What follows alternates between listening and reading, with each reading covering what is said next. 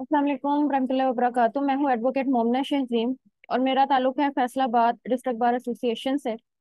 आज का जो मेरा टॉपिक ऑफ डिस्कशन है वो हमारा कोड ऑफ सिविल प्रोसीजर 1908 का एक अहम टॉपिक है जुरिस्डिक्शन के हवाला से।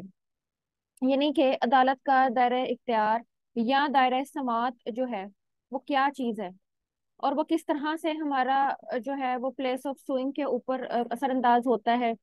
ठीक है, जुरिस्डिक्शन के ना होने की वजह से केस का स्टेटस क्या हो जाता है और जुरिस्डिक्शन का जो पॉइंट है वो किसी चीज में कितना इम्पोर्टेंट है।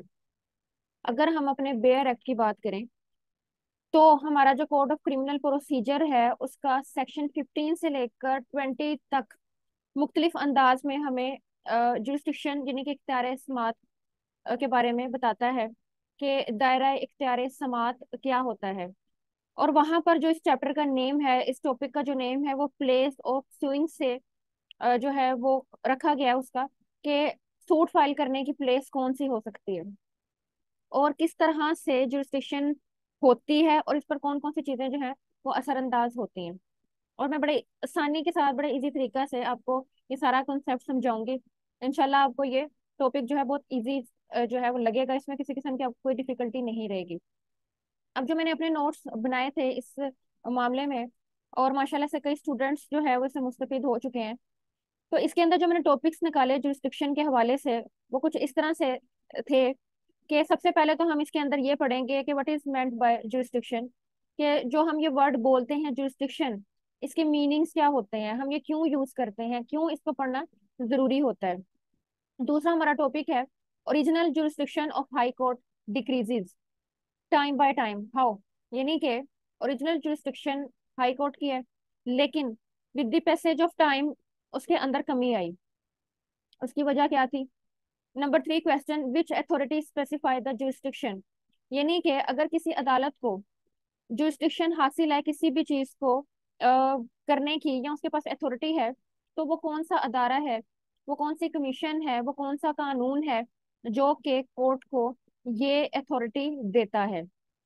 Number 5 question, jurisdiction for scattered immovable property, के ऐसी जुरिस्डिक्शन के बारे में बताइए जो कि एक ऐसी इमूवेबल प्रॉपर्टी के बारे में है जो कि बिखरी हुई है, यानी कि जो किसी एक जगह पर मौजूद नहीं है, उसका कुछ हिस्सा कहीं पर मौजूद है, कुछ हिस्सा किसी और जगह पर सिचुएट है। तो ऐसी सूरत में आप सूट की फाइलिंग किधर करेंगे?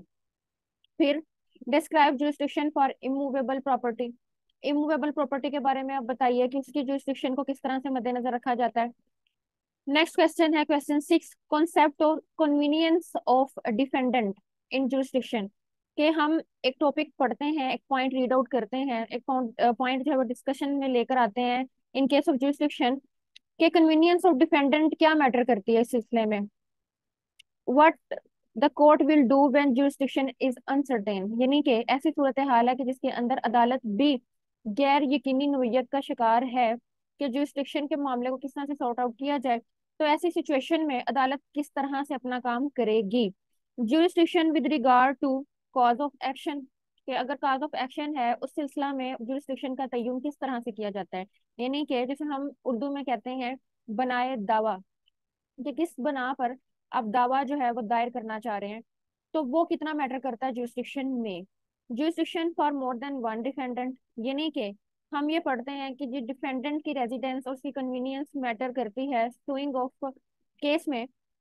तो अगर आपका कोई एक डिफेंडेंट नहीं है, आपके एक से ज्यादा डिफेंडेंट हैं और फिर उनकी जो रिहाइश पजीरी की जगह है वो भी मुख्तलिफ मुख्तलिफ है, तो इस सूरत हाल में आप जुरिस्डिक्शन के टॉपिक को किस तरह से देखेंगे। उसके बाद है how objection can be raise on jurisdiction, यानी कि अगर आपने जुरिस्डिक्शन के ऊपर ऑब्जेक्शंस भी रेज करने हैं तो उसका तरीकाकार जो है वो क्या होगा।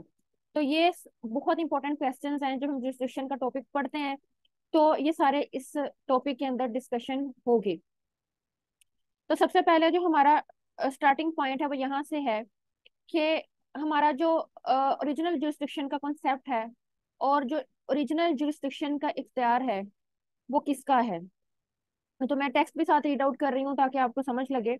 With the passage of time jurisdiction of court decreases, there was a time when original jurisdiction was high court, And when the High Court was overcrowded, then original jurisdiction came down to the District Court.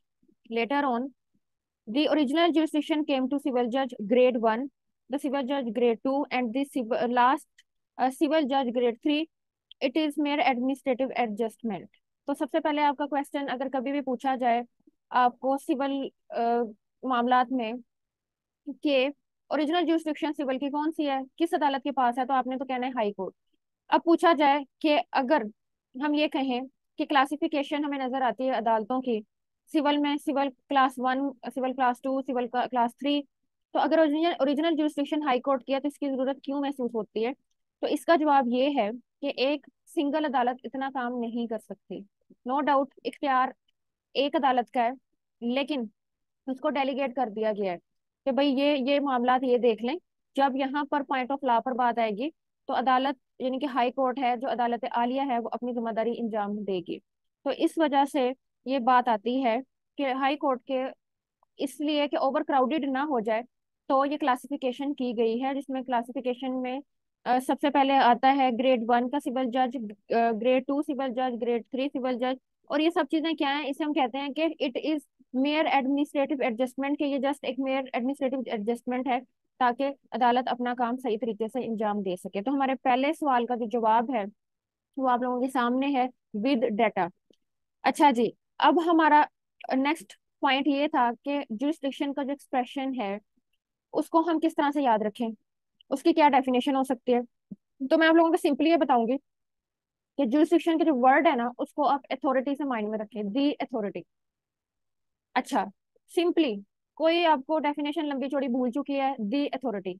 अब किस किस्म की authority वो आपको मैं बताती हूँ। By jurisdiction is meant the authority which a court has to decide matters, यानी कि ऐसी अथॉरिटी के जिसके इख्तियार के इस्तेमाल से जो मैटर्स हैं उनको डील करना है अदालत ने, that are litigated before it, यानी कि अदालत के सामने बतौर मुकदमा पेश हुए हैं, और to take cognisance of matters presented in a formal way for this decision, और उन मामला के कॉग्निजेंस करना, उनको हल करने की कोशिश करना, उनको परसू करना जो कि डिसीजन के लिए अदालत के सामने रखे गए हैं। The limit of this authority is imposed by statutes, charters or commission under which the court is constituted and may be extended or restricted by such like means imposes the limits of this authority। अब next question मेरा ये था, वो भी इसी paragraph में है कि भाई जुरिस्डिक्शन का कॉन्सेप्ट तो हमने पढ़ लिया, इसकी इम्पोजमेंट कहाँ से होती है? किसी स्टैट्यूट्स की तरफ से होती है, लेजिस्लेशन की तरफ से होती है, कोई कमीशन हो सकता है, और तीसरी चीज जो इसके अंदर आती है वो ये है कि चार्टर भी कोई हो सकता है। इसकी अहम मिसाल आप इंटरनेशनल कोर्ट ऑफ जस्टिस देख लें, उसका एक चार्टर था, उसके लिहाज से उसके अंदर तमाम इख्तियारात और जो जो उसके मामलात हैं वो इंक्लूडेड हैं। तो चार्टर्स, कमीशन और स्टैट्यूट्स के जरिए से अदालत जो है उसका क्या अमल में भी लाया जा सकता है, उसकी जुरिस्डिक्शन पे रेस्ट्रिक्शंस भी लगाई जा सकती हैं, उसकी जुरिस्डिक्शंस को अनलिमिटेड भी किया जा सकता है, और किसी ना किसी तरीके से उसमें तब्दीलियां भी की जा सकती हैं। तो ये हमारा जो है कॉन्सेप्ट आ जाता है इस चीज का। अच्छा जी, अब हमसे ये पूछा जाता है, बहुत मेन क्वेश्चन है, ये हमारे अपने सीपीसी के सेक्शन इसको डील करते हैं। दो पॉइंट आपको वाज़ेह हो जाना चाहिए, what is meant by original jurisdiction और क्लासिफिकेशन ऑफ कोर्ट्स क्यों नेसेसरी थी। थर्ड पे हमारा पॉइंट जो डिस्कशन के बारे में है वो ये था कि जुरिस्डिक्शन से क्या मुराद है। हमारा नेक्स्ट पॉइंट जो है वो ये है कि जुरिस्डिक्शन फॉर इमूवेबल प्रॉपर्टी, कि आपकी जो प्रॉपर्टी है वो इमूवेबल है, गैर मनकूला जायदाद है, तो उसके ऊपर आप जो सिविल के मामला था वो कैसे डील करेंगे। jurisdiction क्या होगी? where the matter under litigation where the matter under litigation is related with immovable property, original jurisdiction of litigation rests to the court where the immovable property actually situates, के जहां पर immovable property situate कर रही है वहां की अदालत जो है jurisdiction रखती है। जहां वो प्रॉपर्टी है, हमारा असूल ये बताता है कि वो अदालत जो है उसको अप्रोच किया जाएगा, ये एक सेटल प्रिंसिपल है। नेक्स्ट अगली बात आती है कि ऐसी जुरिस्डिक्शन के बारे में बताइए कि जिसके अंदर केस ऐसी इमूवेबल प्रॉपर्टी के बारे में जो स्कैटर्ड है, जो कि बिखरी हुई है, जो किसी एक जगह पर सिचुएट नहीं कर रही, उसके बारे में आप क्या कहेंगे? Where property situates in different zones, समझ लग रही है कि डिफरेंट जोन्स में, किसी एक जगह पर नहीं है। And more than one litigation started at once, और एक ही वक्त में दो लिटिगेशन स्टार्ट हुई हुई है, यानी कि एक से ज्यादा लिटिगेशन स्टार्ट है। Later litigation shall stop when the second litigation is brought into the notice of the court। होगा कुछ यूं कि अगर कोर्ट के नोटिस के अंदर ये बात आ जाती है कि इसी मुद्दे पर कोई और लिटिगेशन भी स्टार्ट है, तो वो फौरी तौर पर बंद कर दी जाएगी। कौन सी? लेटर। लेटर जो मामला है उसको क्या कर दिया जाएगा? लेटर लिटिगेशन को बंद कर दिया जाएगा। jurisdiction for scattered immovable property lies in different courts of the local limits. All the simultaneously litigations shall be transferred to the court where case is instituted very first time। और ये जितनी भी litigations हैं ये refer कर दी जाएंगी, ये transfer कर दी जाएंगी उस अदालत के पास कि जिसके अंदर पहले पहल चीज स्टार्ट हुई थी, जिस जहां पर फर्स्ट टाइम लिटिगेशन स्टार्ट हुई। The jurisdiction is applicable for the purpose of property situated in Pakistan. और ये जो एप्लीकेबल है हमारे ये मामला थे, ये सिर्फ पाकिस्तान में, ये पाकिस्तान के लॉज हैं। ठीक है। अब ये देख लें कि ये स्कैटर्ड इमूवेबल प्रॉपर्टी जो है उसका भी बता दिया गया है कि क्या सिलसिला जो है वो हो सकता है। ठीक है, कि डिफरेंट जोन्स में है तो होनी एक जगह पे ही है, बट ये हो सकता है कि देख लिया जाएगा कहाँ पर सिचुएट करती है, कौन सा हिस्सा किस तरह से। दोनों ही आप जो है एरियाज के अंदर किसी भी एक एरिया में वो काम कर सकते हैं, आप सूट फाइलिंग कर सकते हैं। लेकिन ऐसा नहीं हो सकता कि आप अदालत को गुमराह करने की कोशिश करें और लिटिगेशंस एक ही टाइम में जगह जगह स्टार्ट कर दी जाए बिकॉज ऑफ दिस रीजन कि जी इसका ये हिस्सा इधर लगता था तो ये फलां जगह पे लगता था, तो ये चीज नहीं होगी। अच्छा जी, एक क्वेश्चन था जिसका मैंने आपको पहले बताया भी कि कन्वीनियंस ऑफ डिफेंडेंट का कॉन्सेप्ट जो है वो हम सिविल प्रोसीडिंग्स में पढ़ते हैं कि वो बड़ी मद्देनजर रखी जाती है कि कन्वीनियंस रखी जाए डिफेंडेंट की दिमाग में कि प्लेंटिफ की क्यों नहीं रखी जाती, डिफेंडेंट की ही क्यों रखी जाती है।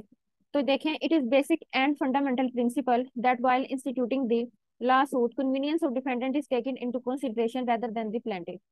Plaintiff may use option in different cases, but the convenience shall remain best to defendant either for immovable or movable property cases। यानी कि कहा यह जाता है कि जब हम कन्वीनियंस की बात करते हैं तो डिफेंडेंट की कन्वीनियंस जो है वो मैटर करती है ज्यादा रेदर देन हमारा जो प्लेंटिफ है उसकी निस्बत। तो कोई भी मामला हो, चाहे मूवेबल है चाहे इमूवेबल है, उसके अंदर कन्वीनियंस ऑफ डिफेंडेंट मैटर करेगी। कभी भी आपसे क्वेश्चन पूछ लिया जाए कि सिविल सूट के अंदर किस पार्टी की कन्वीनियंस जो है वो मद्देनजर रखी जा सकती है, तो आपने आंखें बंद करके इसके ऊपर लगाना है कि डिफेंडेंट की। अच्छा जी, उसके बाद हमारा नेक्स्ट क्वेश्चन है, सिचुएशन कुछ इस तरह से आती है कि अदालत के लिए ही जुरिस्डिक्शन जो है उसका तयन करना अनसर्टेन है, गैर यकीनी हो गया उसके लिए, तो इस सूरत में वो अदालत क्या करेगी? Where ascertainment of original jurisdiction becomes impossible. यानी कि मुद्दा ऐसा है कि जिसके अंदर ओरिजिनल जुरिस्डिक्शन किस अदालत की बनती है इसके बारे में कंफ्यूजन क्रिएट हो गई है और अनसर्टेन, और वो इम्पॉसिबल है या वर्ड सर्टेन है regarding immovable property. Immovable property का यहाँ पे वर्ड यूज हो रहा है। तो जुरिस्डिक्शन क्या है? अनसर्टेन है। रिगार्डिंग किसके है? Immovable property. Court must record statement of uncertainty. Main point यहाँ पे है, court must record statement of uncertainty. तो जो कोर्ट है वो अनसर्टेनिटी की स्टेटमेंट रिकॉर्ड करेगी, ये कोर्ट का एक अहम काम है। अच्छा जी, अब उसके बाद क्वेश्चन है हमारा कि काज ऑफ एक्शन जहां पर अराइज हुआ वो शहर और जहां पर डिफेंडेंट रहता है वो शहर, दोनों में अगर फर्क हो तो इन दोनों में से कौन सा शहर सूट की इंस्टीट्यूशन के लिए मुंतखब किया जाएगा?